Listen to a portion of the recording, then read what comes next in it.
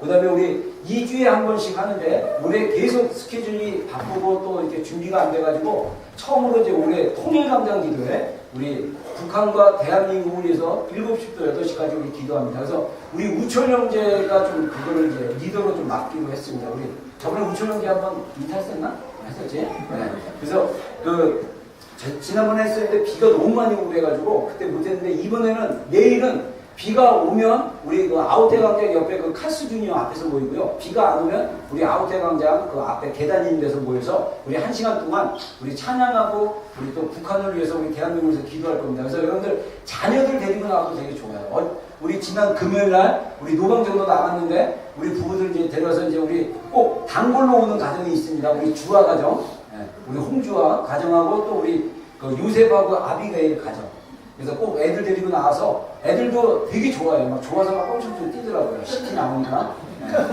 도시를 살아가는 건 아니지만 사람들이 새로운 환경에서 있으니까 좋아하는데 우리 모여서 또 찬양하고 기도한 다음에 또 우리 전도지 나눠주고 이렇게 전도지 나눠주고 했는데 여러분들 아웃데어 그 저기 퀸스트리트 시내 퀸스트리트 나가보면 알겠지만 금요일날 엄청납니다.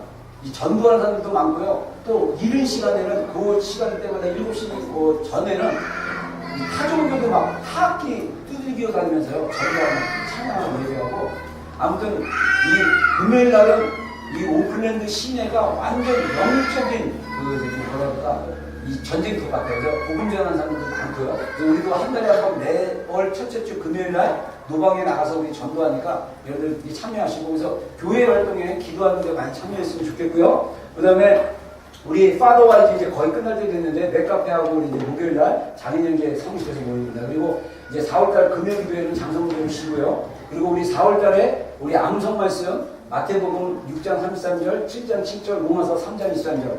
제가 지난 주일날 우리 부활주일날 우리 암송을 이렇게 했는데 저 깜짝 놀랐어요. 와 우리 특별히 수아하고 시아가 4개 구조를 다 외운 거예요. 그래서 제가 오늘 보자마자 암송소년이라고 제가 별명 붙여줬어요.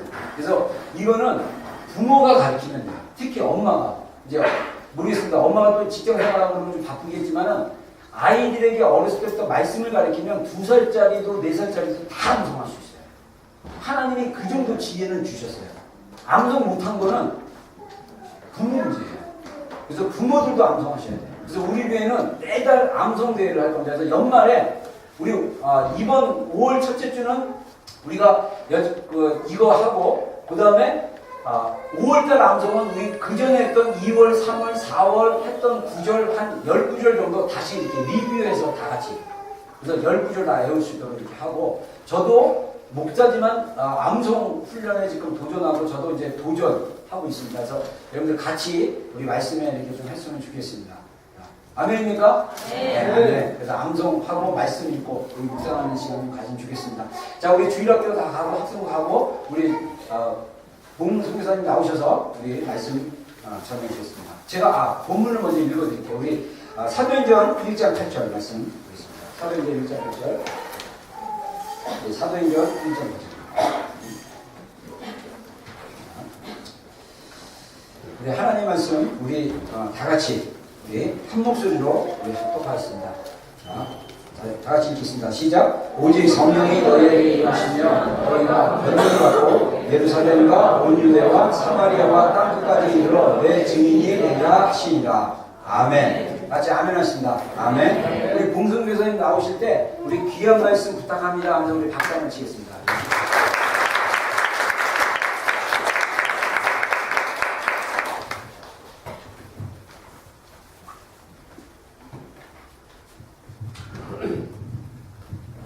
네, 감사합니다.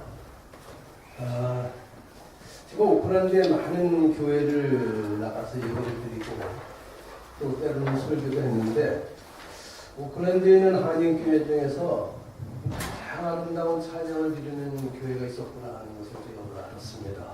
오늘 참 좋았습니다. 아름다운 찬양팀도 워낙 좋았고 성도들 모두가 한 마음으로 아름답게 찬양하는 것이 얼마나 그런지 모르겠습니다. 어떻게 보면 제일 아름답게 예배를 드리는 교회, 그것이 비전 침례교회구나 하는 걸 오늘 알았습니다. 사실 저는 비전 침례교회를 오고 싶어서 몇 번 계획을 세웠는데 이상하게 오늘 처음으로 오게 됩니다. 저는 민첩학교회를 나가기 때문에 같은 교회에 있어서 한번 들려야겠다 생각하고 있었고, 또 우리 신다니엘 목사는 제가 신학교에서 나이는 제가 많은데 신학교로서는 신다니엘 목사가 선배입니다. 저는 나이가 50이 넘어서 신학을 공부해가지고 우리 선배죠. 신학교. 특별히 제가 이 비전 침례교회를 좋아하는 것은 그 이름이 비전이에요. 비전. 제가 참 제일 좋아하는 그 단어죠. 그 비전이 그냥 우리의 어떤 인간의 야망이나 인간의 목표, 인간의 욕심이 아니고 하나님의 목표, 하나님의 목적, 그 하나님의 뜻, 계시, 그 하나님의 계시를 따라서 나가는 믿음의 공동체, 그것이 비전 침례교회구나 하는 생각을 해봤습니다. 맞습니까? 네. 하나님의 비전을 따라가는 것이죠. 하나님의 비전을 따라가는 겁니다. 하나님의 비전을 따라가는 아름다운 믿음의 공동체, 그게 비전 침례교회로 알고 얼마나 감사했는지 몰라요. 특히 오늘 찬양 정말 좋았습니다. 매일 좋습니까? 매주? 찬양팀도 참 좋고, 또 하나 좋은 거는 비전 침례교회가 너무 젊어요. 제가 다녀본 교회 중에서 제일 젊습니다. 아니 키교회와 한인교회를 통틀어서 제가 가본 교회 중에서는 제일 젊어요. 이 젊다는 건 너무 중요한 겁니다. 젊다는 것은 거기에 소망이 있습니다. 힘이 있죠. 제가 오늘 나누고자 하는 그 선교에 대한 얘기가 여러분들한테 그대로 심어지고 여러분들 안에 하나님이 참으로 귀하게 쓰실 선교사들이 계속해서 일어나기를 위해서 기도하겠습니다. 이 젊다는 것은 그 젊음 속에 하나님의 뜻이 이루어지고 하나님의 사명을 맡깁니다. 망설임이 없어요. 오직 뜨거운 열정과 믿음을 가지고 일어납니다. 그게 비전 침례이구나 하는 것을 알게 됐습니다. 아까 잠깐 좀 띄워줄래요? 앞쪽으로 있는 거? 이게 제가 지금 이미 세운 지가 벌써 한 7, 8년 되는데, 저는 이미 이 학교에서 은퇴를 했습니다만은 1년에 한 두세 번씩 이 학교를 방문해서 우리 학생들을 갖다가 훈련하고 있습니다. 선교사 훈련센터예요. 파이드너스 미션 센터인데, 거기에 교훈을 들었으면은 그 문 옆에 이런 큰 옛날에 여기 큰 나무가 있었습니다. 고목나무가 있었는데 그 고목나무를 자르고 그 고목나무를 딴 데로 가져갈 수가 없기 때문에 그거를 입혀가지고 이제 이렇게 썼어요. 거기에 쓴 말씀이 The living God is a missionary God. 살아계신 하나님은 선교의 하나님이시다 하는 말로 했고, 그 옆에 써는 거는 제가 2015년에 이제 70세가 돼가지고 은퇴하면서 제 은퇴 기념으로 저걸 세워놨습니다. 근데 이 살아계신 하나님이 선교의 하나님이시다 하는 것이 하나님의 비전이에요. 하나님의 비전입니다. 저는 그렇게 생각을 해요. 제가 굉장히 오래전에 그 선교사 세미나에 참석한 적이 있었어요. 로스앤젤레스에서 좀 올라가면 파사데나라는 도시가 있는데 거기서 하는 유명한 선교사 세미나가 있습니다. 그 세미나가 이제 US 센터 월드 미션이라고 거기에서 운영하는, 지금도 하고 있습니다. 그 선교 세미나가 보통 6개월 코스인데 1월달하고 6월달에는 한 달에 인텐시브로 해가지고 코스를 하죠. 굉장히 중요한 그리고 귀한 코스입니다. 제가 그 인텐시브 그 세미나에 참석했을 때 첫 시간 첫 번째 강사가 누구냐 하면 그 유명한 돈 리차드슨이라고 그 피스 차일드라는 책을 쓴 분이 있죠. 파푸아뉴기니아에서 선교 사역을 오래 하셨던 분인데 그분이 나오셔가지고 첫 번째 강의를 해요. 아마 그 참석한 인원이 이거보다 적습니다. 한 20-30명 되는 인원의 참석자가 있는데, 근데 그 참석자들은 그 이미 은퇴한 선교사들, 또 이미 선교 사역을 하고 있는 분들, 이런 분들이 참석을 합니다. 그 돈 리차드슨이 나와가지고 모든 사람이 이제 시선을 확 받습니다. 워낙 유명한 분이니까 전설적인 인물이죠, 선교사로서. 그분이 첫마디가 바로 이거였습니다. Living God is a missionary God. Living God is a missionary God. Living God is a missionary God. 세 번을 이거를 불러요. 그 순간 저의 머리가 보강의 머리를 팡 치면서 내 머릿속에 흩어졌던 어떤 구슬들이 한 줄에 쫙 꼬이는 것 같은 그런 제가 체험을 했습니다. 그냥 그 흩어진 구슬들이 꼬여지는. 왜 그러냐면은 저는 예술던던에서 예술던던 훈련도 받고 예술던던에서 일도 했고 또 학교에서도 선교에서 배웠고 또 교회에서도 선교에 대해서는 많은 것을 배웠는데 그때까지만 해도 선교가 무엇인지 어떻게 선교해야 되는지를 제가 정리를 못하고 있었어요.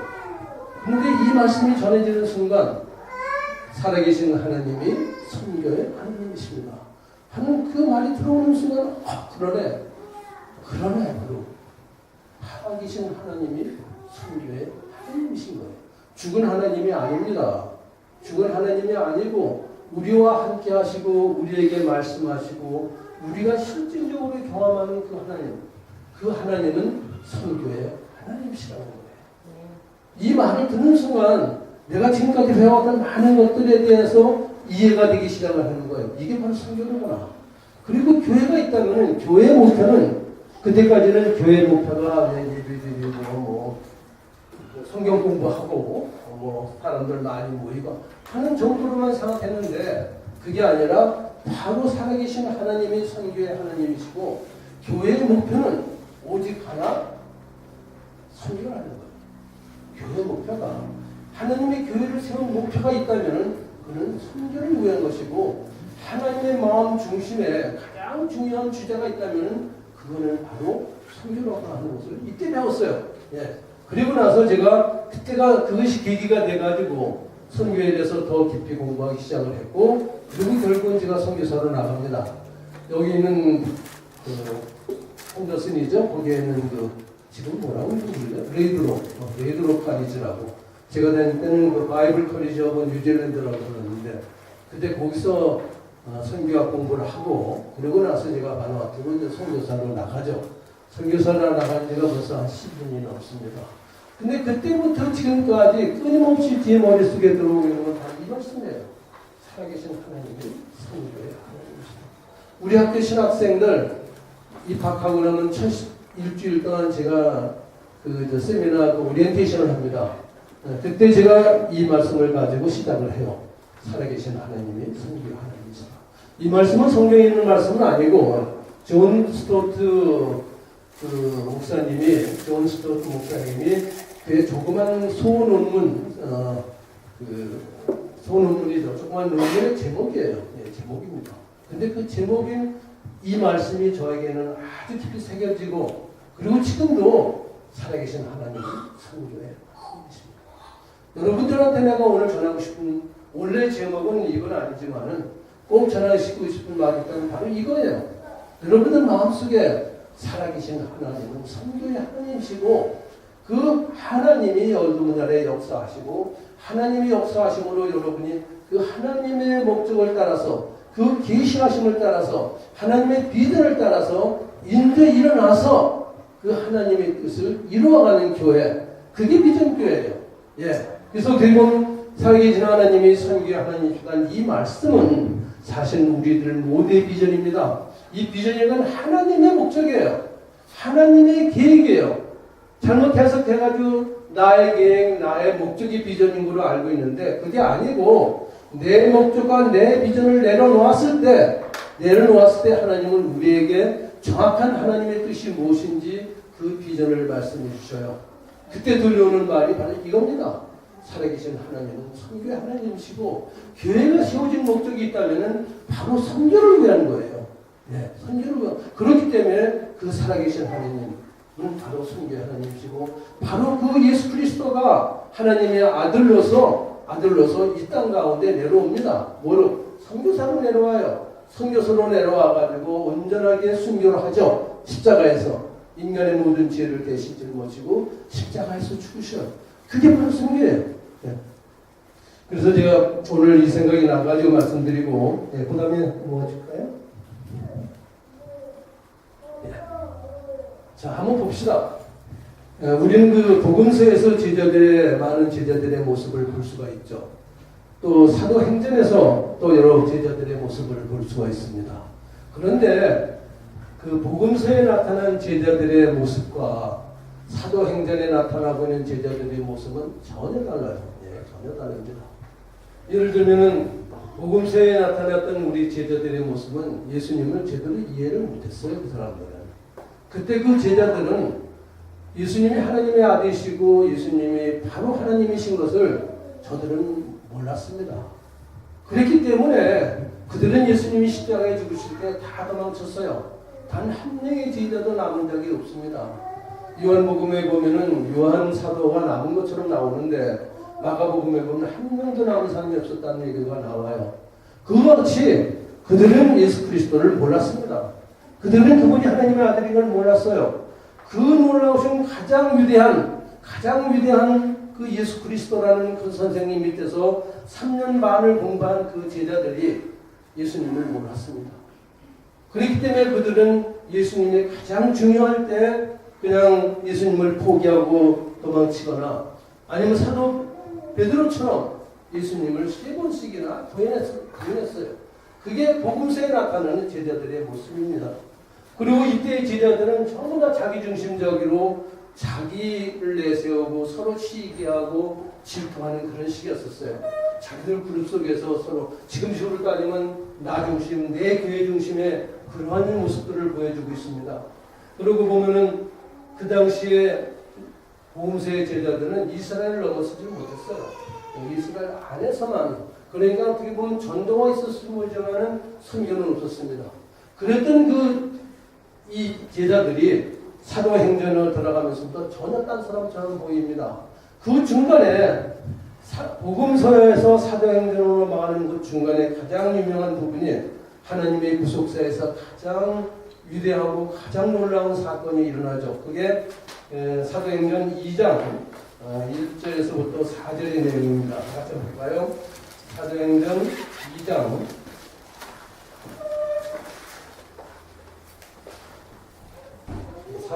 2장 1절부터 4절 말씀. 다 같이 피고 다 같이 한 목소리 한번 읽어볼까요? 시작. 오순절의 이 이름에 그들이 다 같이 한 곳에 모였더니 구름이 하늘로부터 급하고 강한 바람 같은 소리가 있어 그들이 앉은 온 집에 가득하며 마치 불의 혀처럼 갈라지는 것들이 그들에게 보여 각 사람 위에 하나씩 임하여 있더니 그들이 다 성령의 충만함을 받고 성령이 말하게 하심을 따라 다른 언어로 말하기를 시작합니다. 예, 가장 유명한 부분이죠. 예수님의 그 구속사 중에서 나타나는 가장 위대한, 가장 중요한 사건입니다. 그 사람은 하나님의 성령으로 이 땅 가운데 임하시죠. 그리고 우리들 마음속에 임하시는 날이에요. 예, 예수님이 십자가에 죽으시고 사흘 만에 부활하시죠. 그렇죠? 그리고 그분이 40일을 제자들과 함께 계시다가 그 떠나시기 직전에 지금 우리가 방금 함께 했던 사도행전 1장 8절의 말씀을 제자들에게 하셔요. 뭐라고 하냐면 오직 성령이 너에게 임하시면 너희가 권능을 받고 예루살렘과 온 유대와 사마리아와 땅끝까지 이르러 내 증인이 되리라. 내 증인이 되리라. 내 증인이 되리라 하는 이 말씀은 원문을 자세히 보면은 될 것이다 하는 것이 아니에요. 되라는 거예요. 명령문입니다. 내 증인이 되라. 내 증인이 되라는 거예요. 너희들이 이제 좀 있으면은 성령의 강림이 있을 것이고 그 성령이 너희들한테 임하시면은 그분이 너에게 능력을 줄 것이고 그분이 너에게 은사를 줬을 때 그러고 나서부터는 너희들이 뭐가 돼요? 증인이 되리라. 누구의 증인입니까? 예수님의 증인이 되라는 얘기예요. 예수님이 증인이 된다는 말이 무슨 말이야? 한번 생각해 보세요.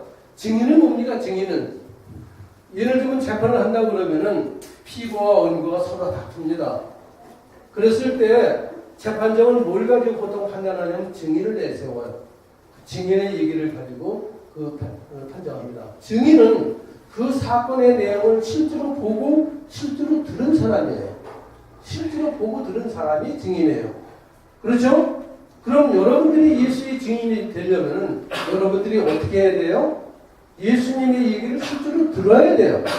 그렇죠? 그리고 여러분들이 영적으로 예수님을 봐야 돼요. 어떤 방법으로 예수님을 봐야 돼요? 다시 한번 예수님을 경험해야만 돼요. 예수님을 경험한 사람다만이 뭐가 돼요? 증인이 되는 거예요. 증인이 돼요.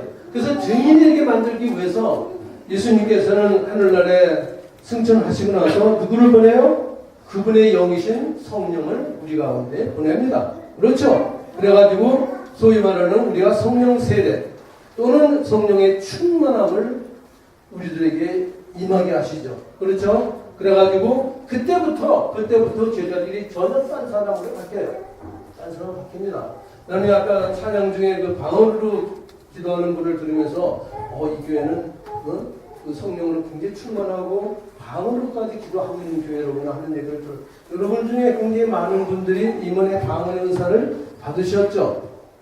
예, 한번 손 들어보실래요? 괜찮아요. 예, 대충만. 대단하네요. 그렇기 때문에 그 아름다운 찬양을 할 수 있는 겁니다. 성령의 세례를 받고 성령의 충만함 속에 들어갔을 때 우리는 전혀 딴 사람이 돼요. 전혀 딴 사람이 됩니다. 예를 들면 저 같은 경우에도 성령 세례를 받기 전에는 진짜 맹맹한 장로교의 신도였어요. 장로교회. 한국의 그 유명한 소망교회라고 크기만 했지 사실은 속은 없는 교회인데 그 교회에서 다니다가 어느 기회에 예수전단을 알게 돼가지고 예수전단에서 이제 집회에 나갔다가 성령 세례를 받아요.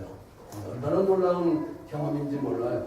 하지만은 그 당시에 흑백 TV가 있었는데 흑백 TV로 세상을 보다가 성령 세례를 받는 순간 그 TV가 칼라 TV로 바뀌는 거예요.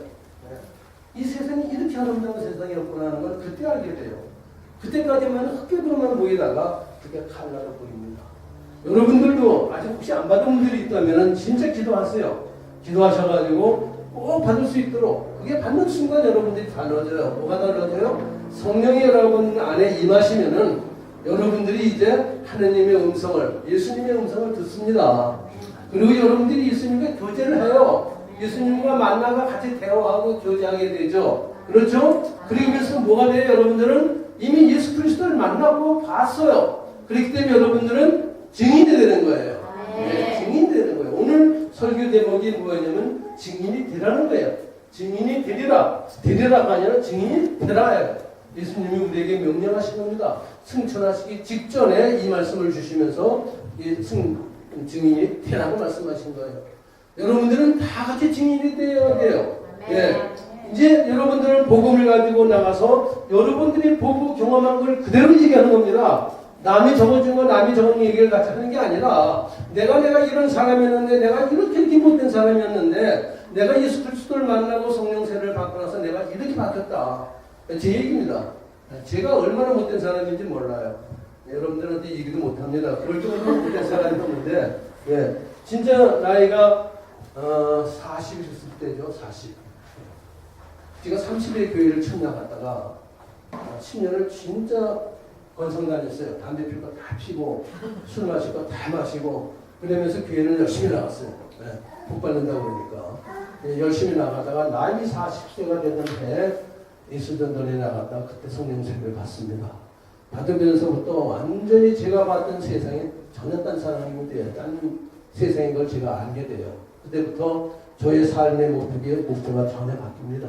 네, 전혀 바뀌어요. 그래가지고 나이 40살에 완전히 이제 내 삶과 내 생애가 전체적으로 예수님께 드려져야 되겠구나. 그리고 아까 말씀드린 살아계신 하나님이 바로 성계하는 걸 그때 확실히 깨닫게 돼요. 깨닫게 됩니다. 그래가지고 이제 50대 된 해에 다니던 그 은행을 그만두고 외국 은행이 있었는데 은행을 그만두고 여기 와가지고 이제 신학 공부를 하고 선교사로 나갑니다. 그러고 나서부터 제 모습은 지금 말씀드린 여기에 사도행전의 제자들의 모습도 바뀌어요. 예. 그때 성령 세례를 받고 나서부터 그 제자들의 모습은 어떠냐면 이제서야 정확하게 하나님의 뜻을 압니다. 하늘의 진리를 깨달아요. 살아계신 하나님의 성계 하나님인 것을 그때 깨닫습니다. 확실하게 깨달아요. 그 다음에 이제 그때부터는 증인된 삶을 살아갑니다. 기회만 되면 복음을 전해요. 그것이 국내가 됐든 해외가 됐든 비행기 속이든 버스 속이든 기회가 되면 복음을 전합니다. 왜? 증인으로서의 삶을 살기 위해서 어느 경우에도 기회만 되면 복음을 전합니다. 그 사람을 설득시켜서 교회로 데리고 온다는 얘기가 아니라 예수님이 바로 십자가에 나를 대신해서 죽으셨습니다. 예수님의 형제님, 자매님을 위해서 십자가에 죽으셨습니다. 여러분들의 죄가 예수님이 십자가에 죽으심으로 온전히 사함을 받았습니다 하는 그 얘기를 전하는 거예요. 그게 복음이죠. 예, 좋은 소식을 전하는, 그것이 증인된 삶을 살아가게 돼요. 그때부터는 삶의 목적이 그냥 단순하게 내 교회, 나 중심의 세상이 아니고 세계 선교를 향해서 가게 됩니다. 예, 다시 말하면은 교단의 문제가 아니에요. 주님 오시는 그날을 위해서 주님이 속히 이 땅 가운데 오실 수 있도록 아직도 복음이 들어가지 않은 그 미전도 종족 가운데 나가서 복음 전하기를 원한 거죠. 그 강한 열망이 이제 생기게 되는 거예요.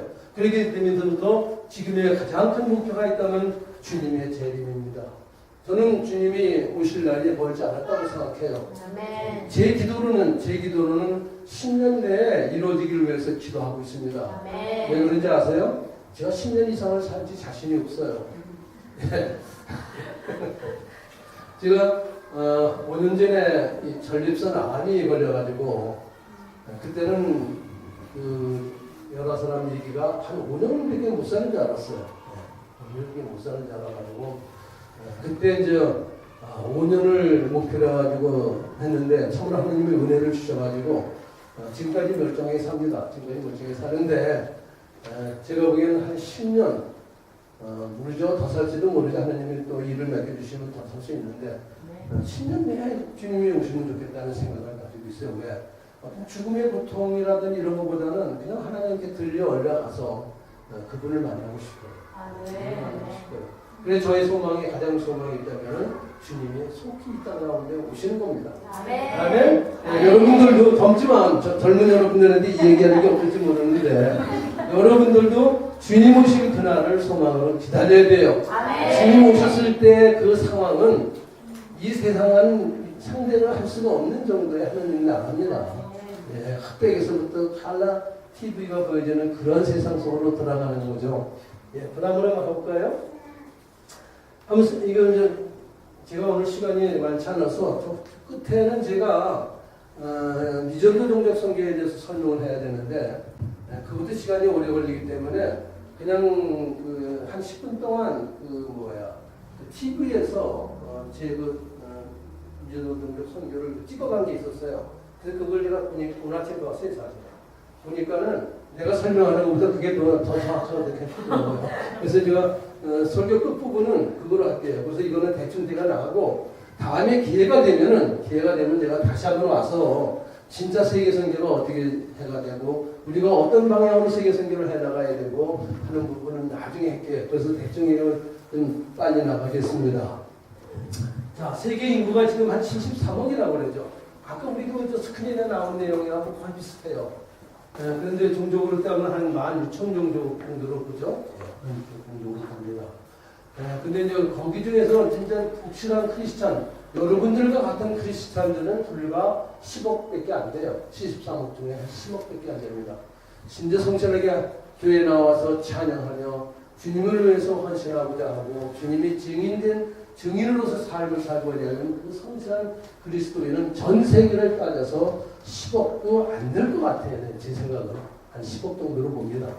그리고 이 명목상의 크리스찬이 거의 20억이 됩니다. 예를 들면 바누아투 데 가면요, 당신 종교가 뭡니까 하면 거의 대부분이 다 크리스찬이라고 해요. 그 사람들은 그래서 그 나라는 기독교 비율이 세계 보면 한 90%로 되어 있어요. 근데 실제는 교회 나와서 실제로 예배드리고 주일마다 교회 나오는 사람 그러니까 한 15%? 그 정도밖에 안 됩니다. 네. 그래서 지금도 명목상의 크리스찬, 한국에도 거의 대부분이 명목상의 크리스찬이 아닙니다. 다시 말하면 내가 증인된 삶을 살겠다고 결단하고 그걸 실천하고 있는 사람이 한 몇 사람이 되는 거라고 생각해 보세요. 근데 여러분들은 아마 오늘부터는 오늘부터는 여기에 들어갈 거예요. 저 10억 명, 10억 중에. 지금까지는 이 밑에 있는 두 개에 들어갔다 하더라도 오늘부터 여러분이 결단하는 거예요. 나는 이제부터 증인된 삶을 살겠다. 그러고 내가 기회가 되면 복음을 전하겠다. 그것이 내 친척이든 이웃이든 하여간 기회가 주어지면 아까 얘기 나왔던 아웃데어와 광장에 나가서 모르는 사람들에게 여러분들 젊으니까 영어 잘하잖아요. 영어 잘하니까 영어로 아니면 한국말로 복음을 전하고자 하는 그 마음이 섰을 때 여러분은 어디 들어가요? 독실한 그리스도인에 들어갑니다. 그렇지 못한 영국상의 그리스도인이 20억이 넘어요 지금.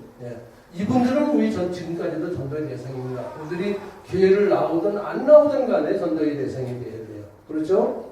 그 다음에 이제 전도 법인 내에 있는 비그리스도인이 23억입니다. 다시 한번 다른 종교를 가지고 있는 사람들이죠. 대부분이 이제 그런 사람들인데, 또 아니면은 그 투속신앙, 아직도 그리스도인을 알지 못하고 살아가는 사람들이 한 23억 정도로 봐요. 그 다음에 이제 우리가 주위에서 봐야 될 사람들이 미전도 종족인들입니다. 한 20억 정도로 봐요. 미전도 종족인. 그 미전도 종족인 게 무슨 말이냐면은 그 종족으로 이제 그 나라 개념으로 선교에서는 지역을 갖다가 나라 개념으로 구별하는 게 아니고 종족 개념으로 구별하는데 에스닉 그룹을 해가지고 다시 말하면 언어와 문화가 같은 그룹을 갖다가 같은 민족으로 해요. 언어와 문화가 같은 민족. 그런데 재미있는 것은 한국 전체 내 종족이 내가 알기로는 한 10개 내지 15개 종족이 있어요. 물론 조선족이 가장 많고 그 외에 뭐 일본, 베트남 뭐 해가지고 한 15개 종족이 있어요. 그런데 재미난 건 바누아투에는 인구가 불과 한 450만 밖에 안 되는데 종족이 21개입니다. 언어와 문화가 다른 종족이 21개. 아주 특별한 경우예요. 그래가지고 거기는 그 언어가 한 20개 정도 이상의 언어를 가지고 있어요. 그렇게 여러 가지 차이가 있습니다. 그래서 이 미전도 종족이 현재 우리는 한 20억 명 되고 종족수로 따졌을 때에 저희 16,000명 종족 중에서 한 7,000 종족이 아직도 복음이 들어가지 아니한 종족들입니다. 다시 말하면 이 미전도 종족이라는 건 무엇이냐면 그 종족 가운데 믿는 사람이 불과 2%도 안 되기 때문에 자체의 힘으로는 그 복음을 전할 수 있는 능력이 없는 종족들이에요. 다시 말하면 외부에서 선교사들이 들어가거나 외부에 있는 교회가 지원하지 않고는 자체 힘으로는 복음을 전할 수 없는 사람들, 그런 사람들을 미전도 종족이라고 합니다. 이 미전도 종족이 한 7,000명 된다면 7,000 종족인데 저기는 어디서 얘기하는 얘기냐면 조슈아 프로젝트라고 그 유명 선교단체죠. 그 조슈아 프로젝트에서 한 7,000으로 보고 그 다음에 여기 다른 데서는 전혀 달라요. US 월드 미션 같은 데는 24,000 종족 중에서 한 12,000 종족으로 보는 데도 있고 선교단체마다 조금 다릅니다. 근데 조슈아 프로젝트라고 여기서는 지금 한 7,000 종족이 아직도 미전도 종족이라고 되어 있다는 것이죠. 근데 이 미전도 종족은 왜 이 미전도 종족이 중요하냐면은 마태복음 24장 14절에 보면요. 복음이 모든 민족 가운데 전파되었을 때 주님이 오신다고 그랬어요. 그렇죠? 그럼 예를 들면 7,000개의 미전도 종족이 있는데 이 7,000개의 미전도 종족 가운데 복음이 전파되었을 때 다 믿는다는 얘기가 아니에요. 전파되었을 때 주님이 오신다고 그랬습니다. 그러려면 주님이 속히 이 땅 가운데 오시기 위해서는 이 미전도 종족 가운데 누군가가 나가야 돼요. 누군가가 나가야 돼요. 나가서 그 가운데 들어가서 복음을 전하고 교회를 세우고 그 교회를 중심으로 복음을 전해야 됩니다. 미전도 종족 선교는 뭐냐 하면은 아직 복음이 들어가지 않아서 교회가 없는 곳, 그 안에 교회가 있다 하더라도 2% 이내 사람들밖에 믿지 않는 곳, 그곳에 선교사들이 들어가서 복음을 전하고 거기서 교회를 세우는 겁니다. 그게 미전도 종족 선교예요. 앞으로 우리 21세기의 선교 목표 중에서 가장 중요한 부분이 있다면은 이 미전도 종족 선교를 우리가 해야 돼요.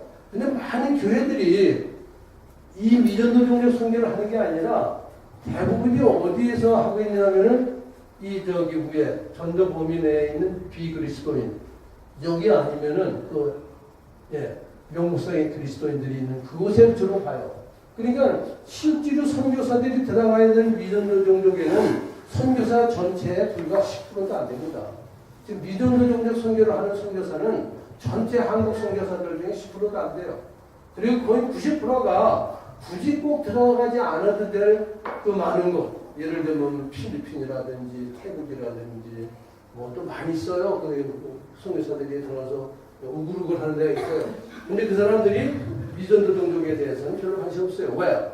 그게 힘들어요. 또 누구도 봐주질 않아. 네, 봐주질 않아요. 고생만 해요. 아무도 봐주질 않아. 그렇지만 하나님이 원하시는 건 바로 이거예요. 이게 비전이에요.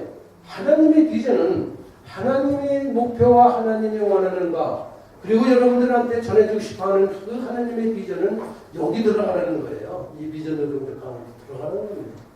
네. 이 종족 가운데 들어가서 복음을 전하고 거기서 교회를 세우라는 겁니다. 예, 그 다음에요. 자, 한번 볼까요? 미전도 종족이라는 것은 자체 힘으로 복음을 전할 능력이 없는 종족. 예, 이게 기본입니다. 왜? 자체 힘으로 못한다는 얘기는 그리스도인은 없고 교회가 없기 때문에 그래요. 그래서 자체적으로 복음을 전할 수 있게 해주기 위해서는 저기 들어가서 교회를 세워야 돼요. 네, 교회를 세워야 돼요. 두 번째는 외부 선교사와 지원이 절대적으로 필요한 종족. 이 종족 가운데 우리는 저기 해야 돼요. 앞으로 우리 비전교회가 해야 될 일이 있다면 바로 이 미전도 종족을 찾아서 그 미전도 종족을 입양해야 돼요. 입양해가지고 수시로 선교사들 파송하고 단기 선교사들 파송하고 또 재정적으로 또 지원하고 그래가지고 그 미전도 종족 가운데 복음이 들어가고 교회가 세워질 수 있도록 여러분들이 선교 방향이 그런 방향으로 돼야 돼요. 선교사들이 가가지고 우글우글 하는데 또 보낼 이유가 없어요. 네, 그 자체적으로도 충분합니다. 그래서 여러분들의 목표가 이렇게 돼야 되고, 이 미전도 종족 선교를 하고 있는 단체들이 주로 US 앤드 월드 미션이라고 아주 유명한 곳이죠. 그래서 여기서 제가 미션 퍼스펙티브라고 그런 코스를 제가 했는데 바로 여기다 써 있어요. 네, 아주 지금 가는 좋은 코스입니다. 네, 거기에 첫 번째 제가 말씀드린 대로 아주 유명한 선교사들이나 유명한 교수들이 나와가지고 강의를 해요. 네, 그래가지고 한 1개월, 인테시프 1개월인데 여러분들도 기회가 되면 꼭 한번 가보세요. 네, 굉장히 좋은 코스입니다. 그 다음에 조슈아 프로젝트라고 미전도 종족 선교에 대해서 가장 정확하게 알고 있는 데가 여기에요. 여러분들 그 인터넷에 들어가서 조슈아 프로젝트를 치면은 바로 거기 나옵니다. 그리고 거기에 미전도 종족 숫자가 딱 나와요. 근데 매일매일 그 숫자가 늘어나겠어요? 줄어들겠어요? 네? 줄고 있어요. 매일매일 줄고 있습니다. 여러분들이 관심을 가지고 가끔 들어가 보세요. 들어가면 다시 말하면 미전도 종족이 있는데 거기가 교회가 세워지고 이제 사람들이 이제 그 복음을 받기 시작을 하면 그 숫자에서 줄어듭니다. 그래서 지금 현재 이것은 뭐 최근 건 아니기 때문에 모르겠습니다만은 전체 종족이 16,464에서 작년에만 제가 고쳤을 거예요. 그리고 현재 미전도 종족 숫자를 6,695, 6,659. 이거 꼭 한번 들어가 보세요. 조슈아 프로젝트라고 아주 좋은 프로젝트예요. 거기 들어가면 모든 전 세계 미전도 종족 이름이 다 나옵니다. 그리고 어떻게 선교사들이 들어가서 사역을 하고 있는 건지, 그리고 우리가 어떻게 해야 되는 건지 아주 종족에 대한 걸 자세하게 하고 있어요. 그리고 매일매일 숫자가 돼요. 그 다음에 이제 뉴트라이브 미션이라고 유명한 선교단체입니다. 제가 지금 바누아투에 세우는 그 타이러스 미션 센터인데 그 타이러스 미션 센터가 그 뉴트라이브 미션의 가리키는 학생을 가리키는 그 모델을 그대로 따가지고 지금 하고 있어요. 네, 그래가지고 거기는 그 3학기로 되어 있는데 1학기, 2학기, 3학기로 해가지고 1년에 3학기가 아니라 전체가 3학기예요. 그리고 나면은 전전전전 가운데 나갈 수 있도록. 예. 그다음에 할까요?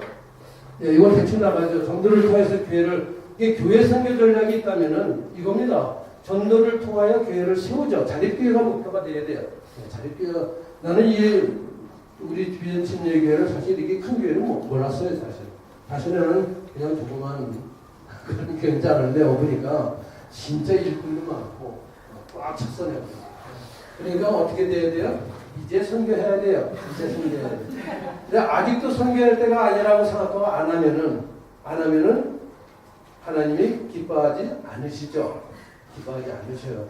예, 이제 자립교회로 세워나갔으면 이제 선교해야 됩니다. 그래서 중보기도와 재정보원이 일어나야 돼요. 예, 보내는 선교사를 후원해야 됩니다. 선교사 후원해야 돼요, 이제부터는.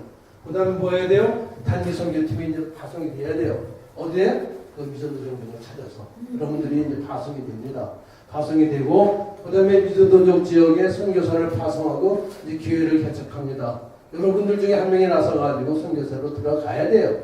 그 선교사를 여러분들이 지원해가지고, 그 선교 지역에 교회를 개척하고, 이제 그 미전, 그렇게 되면은 그게 미전동적이 아니에요. 그 숫자에서 빠져요. 예, 그렇게 해야 돼요.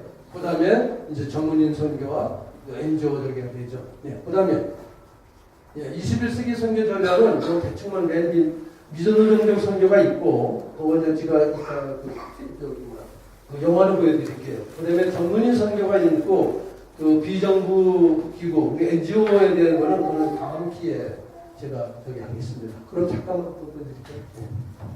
그게 미전도 종족이라는 거는 그 뷰시 미션이라는 건 뭐냐면 산속에 여러 종족이 있었는데 많은 종족들이 예수를 믿고 나서 땅 안으로 내려왔어요. 근데 아직도 고집을 세우고 그 산속에서 남아있는 종족이 있어요. 그 종족들이 미전도 종족입니다. 그 종족들은 그 언어도 다르고 문화가 달라요. 딴 종족들은 이미 예수를 믿고 밑으로 내려와가지고 동화가 되는데 그 사람들은 끝까지 자기들의 문화를 지키면서 살아가고 있는 종족들.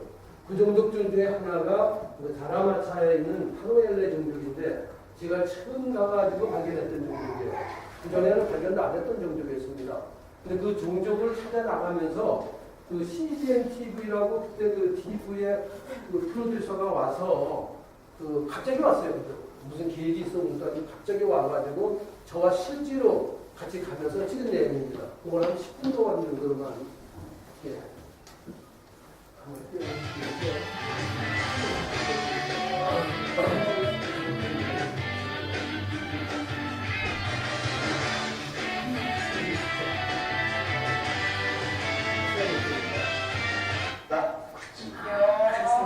지금 정말 최인식 대감을 보면 꼭 지금 네, 마감 인상입니다. 자, 그래서 저도 더 오늘 특별히 더 이번 여행에서 기대가 되는데요. 오늘은 특별히 바누아투 미전도 부족을 찾아서 떠나는 공유종 또 변화영 선교사님 부부를 따라서 가볼 텐데요. 어떤 모습이 기다리고 있을지 함께 들어보겠습니다.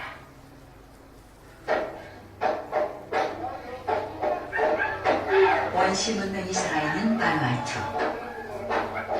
이곳에 외부와 단절된 채 자신들만의 문화와 전통을 지키며 살아가는 부족들이 있다. 고구를 한 번도 들어보지 못한 미전도 종족의 작은 성. 하지만 이들을 결코 포기하지 않으시는 주님의 마음으로 그들을 찾아 떠나는 하나님의 사람들.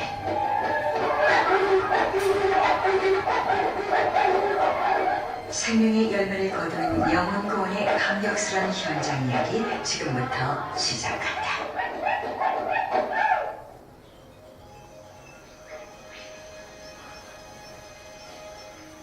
올해 들어 처음 미전도 종족 탐사를 떠나는 PNBC 선교팀.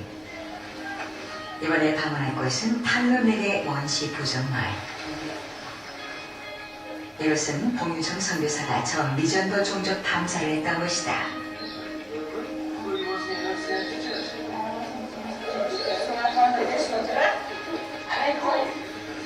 타르네의 마을로 가는 길은 길을 잃기 쉬운 산속을 걸어가야 하기 때문에 현지인의 도움이 절실히 필요하다. 처음 이 마을을 찾았을 때도 우정의 표시로 추장에게서 지팡이를 받았었다.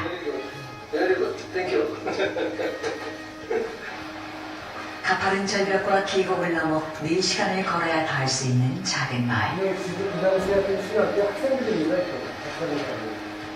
젊은 사람도 다니기 힘든 이 길에 보험을 싣고 오르길 30여 차례.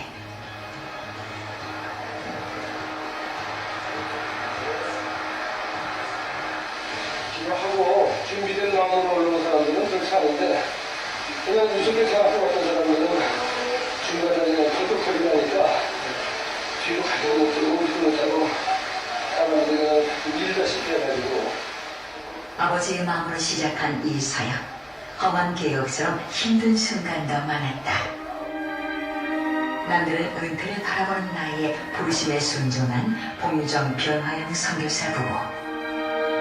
쉽지 않은 선택이었지만 젊은 사람 못지않은 패기와 열정으로 부족 복음화를 위해 쉬지 않고 이 길을 달려왔다. 세상의 편안함 대신 하늘의 평안함을 선택한 부부는 그들에게 주신 분명한 비전이 있기에 더 이상 미룰 수 없다고 말한다. 지금 완전히 많이 좋아졌습니다. 돈도 우리가 있고요. 또 여러 가지 생활 여건이 나아졌기 때문에 그 사람이 나이 많은 사람도 얼마든지 들어와서 사용을 할 수가 있습니다. 이 나이 드신 분들, 지금 제 나이 지금 65세입니다. 그 이상의 나이도 가진 적 없습니다. 그런 분들이 이제 일생 동안에 그 2년 동안 하나님 앞에 드렸을 때 우리가 죽어서 하나님 앞에 나왔을 때, 주님 앞에 나왔을 때 주님이 얼마나 기뻐하시고 칭찬하실까 그 생각을 하면 너무너무 기뻐지죠. 너무 기뻐지죠. 얼마 전 내린 비로 물이 많이 차올랐다.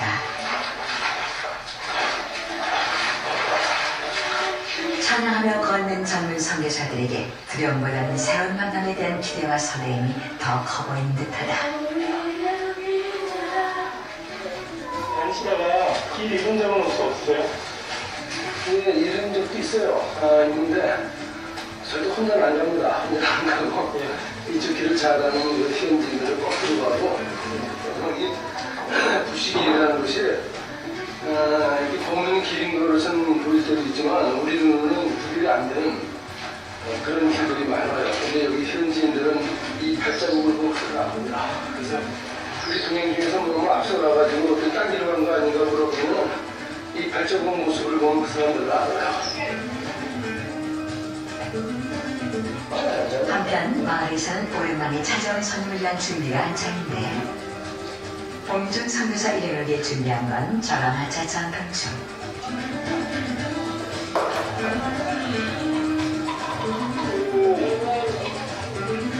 오늘은 특별히 탄원일에 인근 세계 마을이 한 자리에 모였다.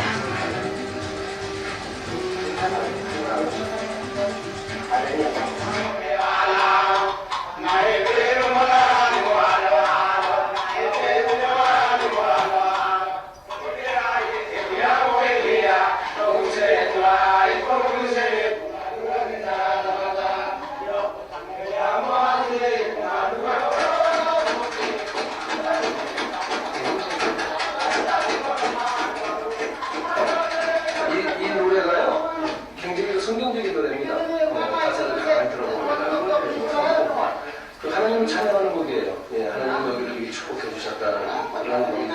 근데 그거를 이 나라 마을 사람들의 곡조를 맞춰가지고 이렇게 하는 거죠. 참 극한 곡적이었어요. 이 마을에서 사역하고 있는 후티 선교사는 PMBC를 졸업하고 작년에 이곳에 들어왔다.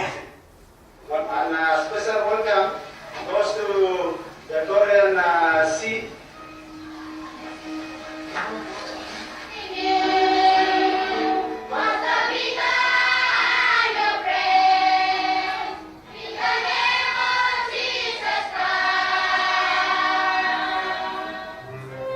이 2006년 처음 탈루미래와 인연을 맺은 봉유정 선교사.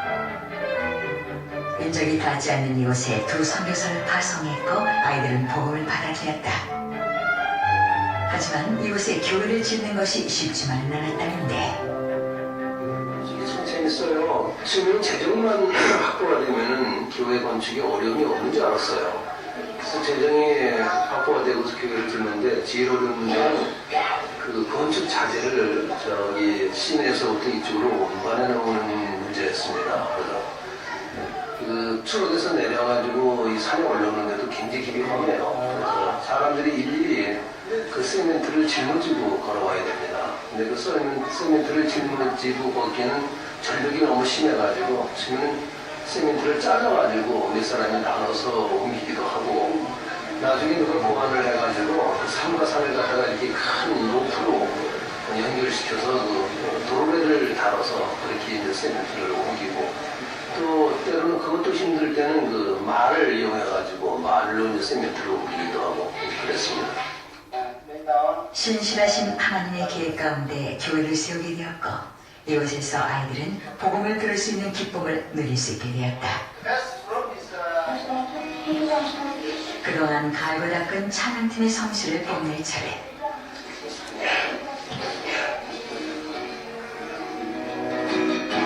작년에 졸업해서 아이들에게 찬양과 율동을 가르치는 제니와 쇠란이는 봉희정 선교사의 가르침대로 성령님과 동행하며 주어진 사역을 잘 감당하고 있다.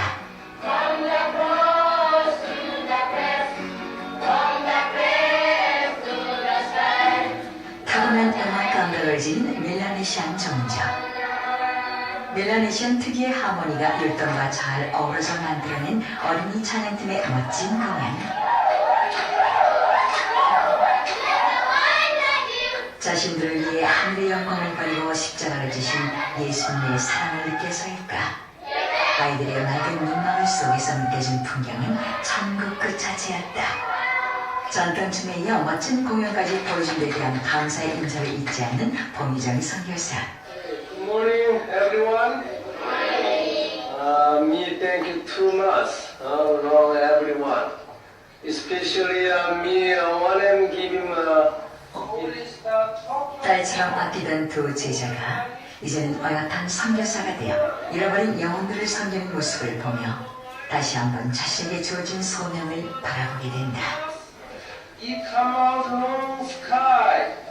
We all stand. 그런 두려움은 없어요. 왜냐면 하나님이 가장 기뻐하시는 일이 있다면은 그 잃어버린 영혼들 가운데 아무도 가지 아니하고 그 버려진 그 미전도 종족을 아버지가 기다리고 있습니다. 누군가는 가서 그들에게 복음을 전하기를 원하시고 그리고 아버지가 기뻐하셔요. 제가 확증하는 거는 이 교회를 세울 때 불과 3주 만에 그 모든 헌금이 들어오는 걸 보면 제가 깜짝 놀랐어요. 아, 저보다도 하나님이 아버지가 너무 서두르시는구나 하는 걸 제가 알게 되고 아버지의 마음 중심에 그 미전도 종족을 사랑하는 마음 거기에 누군가가 들어가서 복음을 전하기를 바라시는 그 아버지 마음이 얼마나 강한 걸 저는 느낍니다. 여러분 이런 일을 하면서 늘 느끼는 것은 저보다 항상 앞서가세요. 얼마나 서두르시는지 몰라요 하나님이. 그걸 느끼고 있습니다. 예배가 끝난 오후 신학생들에게 주어진 간증과 사교 시간.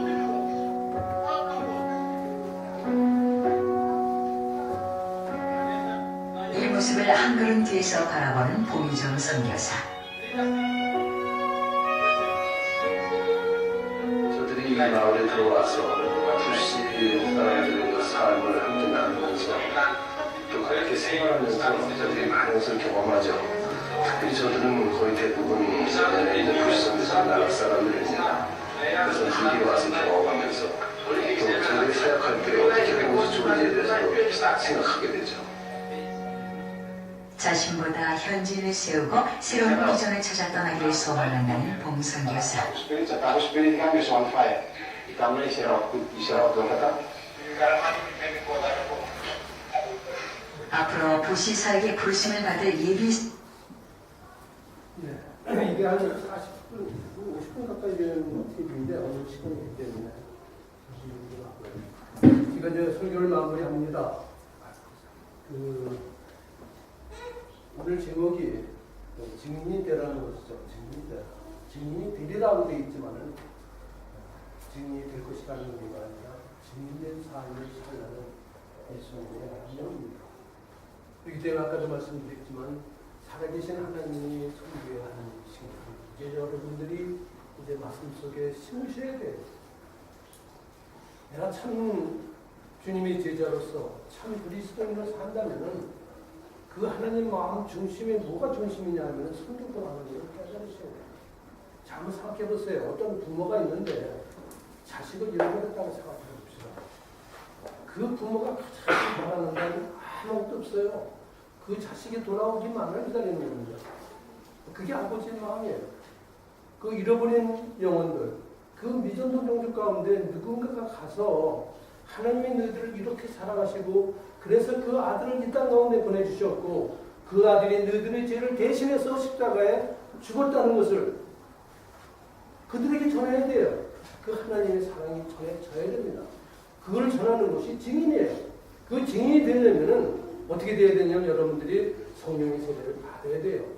성령이 여러분들이 임할 때만이 여러분들이 예수 그리스도를 경험하고 교제하고 볼 수 있고 들을 수 있는 겁니다.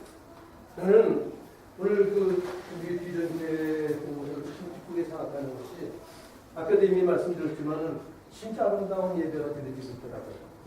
저 몰랐어요. 제가 좀 더 일찍 왔으면 좋았을 텐데 못 왔구나 하는 생각이 들고 아주 아름다운 예배가 드려지고 또 하나 여러분들이 젊다는 겁니다. 엄청 소망이 있어요. 거의 대부분의 교회가 아니게뿐만 아니라 이 현지 교회들도 젊은 사람이 없다 보니까 노인들이 한국도 마찬가지예요. 제가 나이가 들어가지고 이제 70이 넘어서 은퇴를 할 때가 됐는데 저를 대신해서 이 사역을 맡을 사람이 없습니다.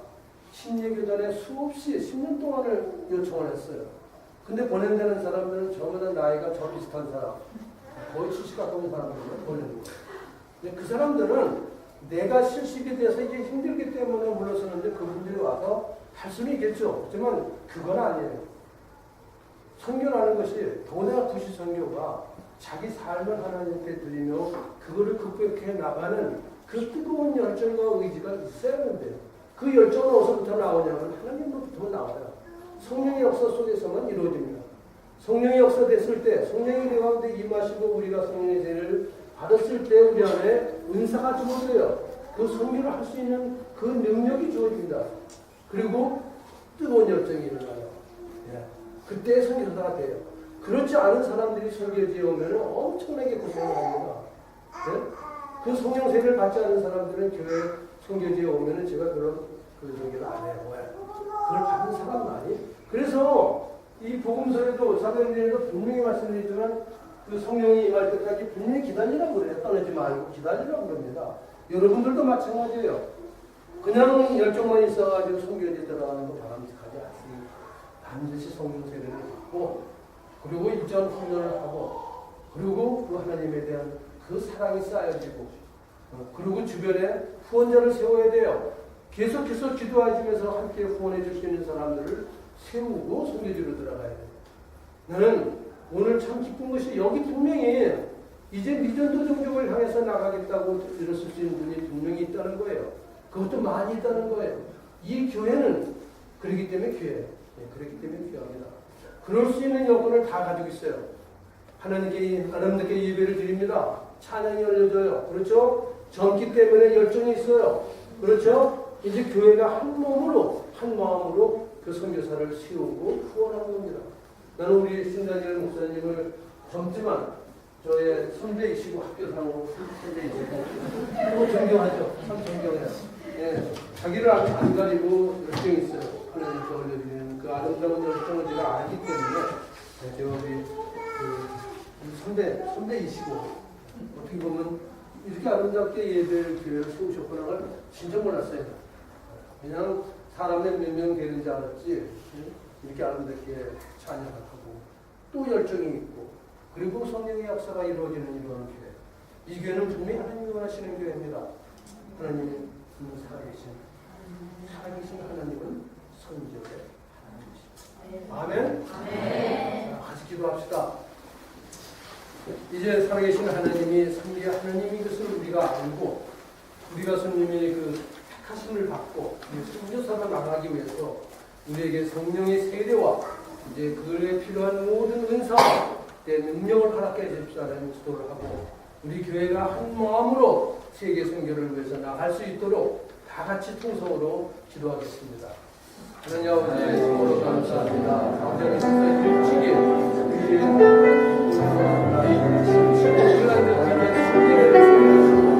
아름다운 서비스를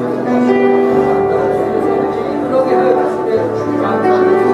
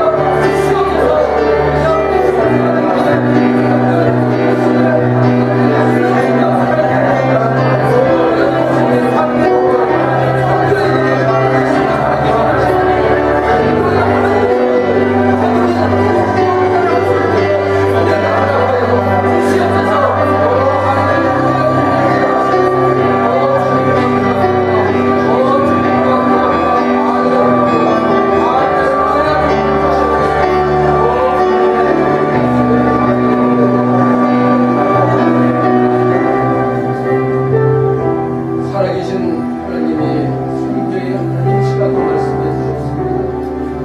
우리와 함께 하시고 우리 얘기를 들으시고 또 우리가 주님의 얘기를 들을 수 있는 살아계셔서 우리와 함께 하시는 역사하시는 그 하나님은 성경의 하나님이신 것을 알게 하여 주셔서 감사를 드립니다.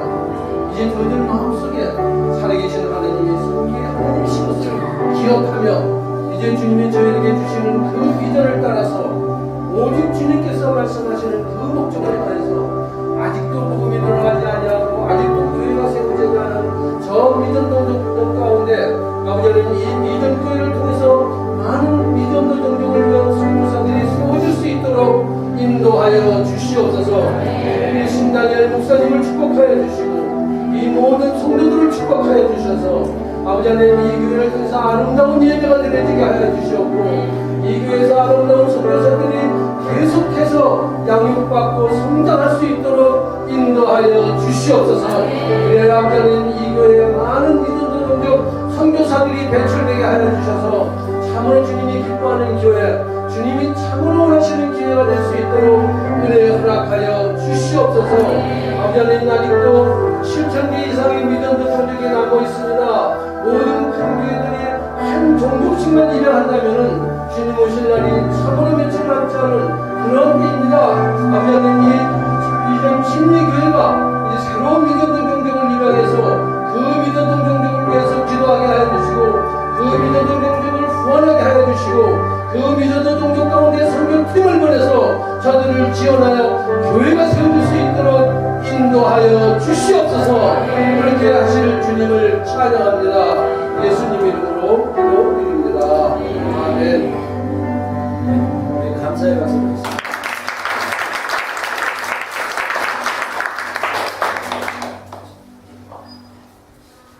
네, 감사합니다.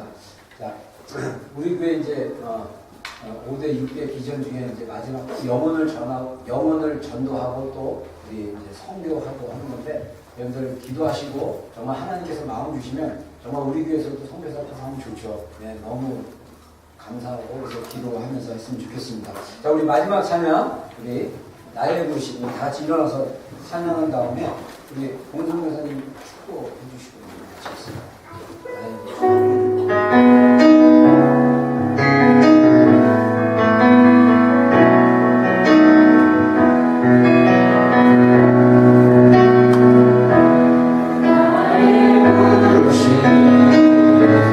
나의 부르시고.